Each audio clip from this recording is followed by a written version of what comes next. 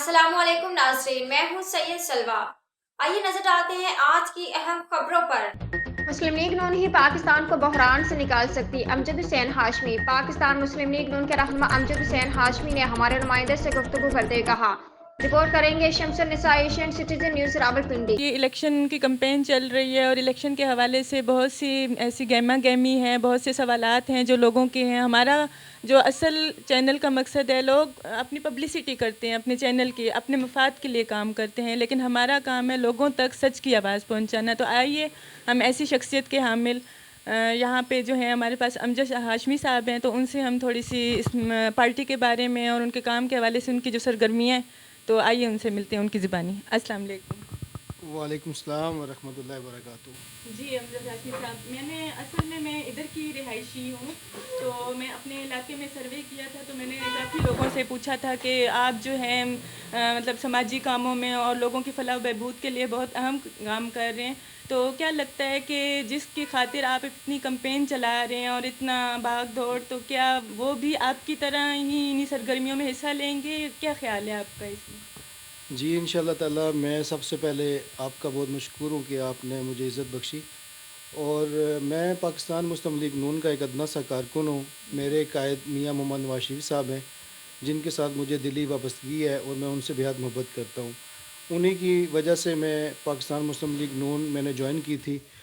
जब उन्होंने एटमी धमाके किए थे, वो वाहिद एक ऐसी बुनियाद थी जब मैं कॉलेज में पढ़ता था, और उस टाइम मैंने पाकिस्तान मुस्लिम लीग नून में शमूलियत इख्तियार की थी और मेरे दिल में पाकिस्तान मुस्लिम लीग नून के लिए एक जज्बा बना था।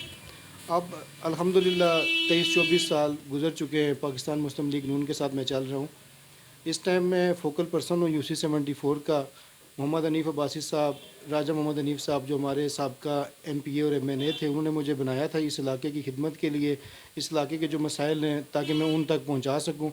और सरदार नसीम खान साहब जो हमारे मेयर थे, उनसे भी इन चीज़ों के ऊपर मशावरत करके हम अपने इलाके के मसाइल हल करते थे और आगे भी करते रहेंगे।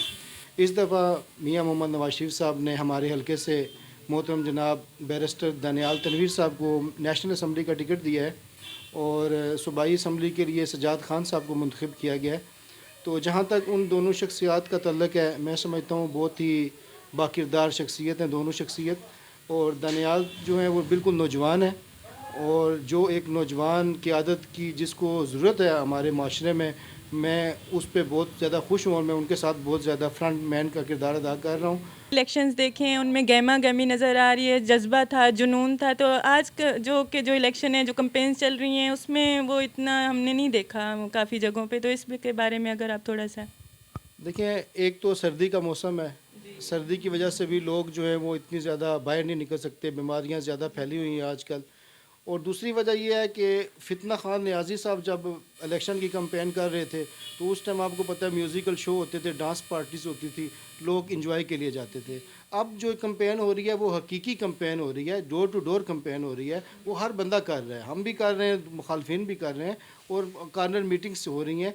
ये कैंपेन जो है वो रियल कैंपेन होती है, जिसमें आपको लोगों से मुलाकात का भी मौका मिलता है, इलाके के मसाइल से भी आप आगाह होते हैं। एक जलसा करना, डांस पार्टी करना, वो मैं नहीं समझता कि उसके लिए कोई कैंपेन, उसको कैंपेन कहा जाता है। तो वो सोशल मीडिया पे तो ये चीज़ें एक्टिविटी चलती रहती है, लोग करते रहते हैं, लेकिन हकीकी तौर पे मैं समझता हूँ कि जो डोर टू डोर कैंपेन है वो सबसे बेस्ट होती है, और लोगों के मसाइलों को सुना जाए, लोगों के मसाइल को हल किया जाए, और इंशाअल्लाह ताला अल्लाह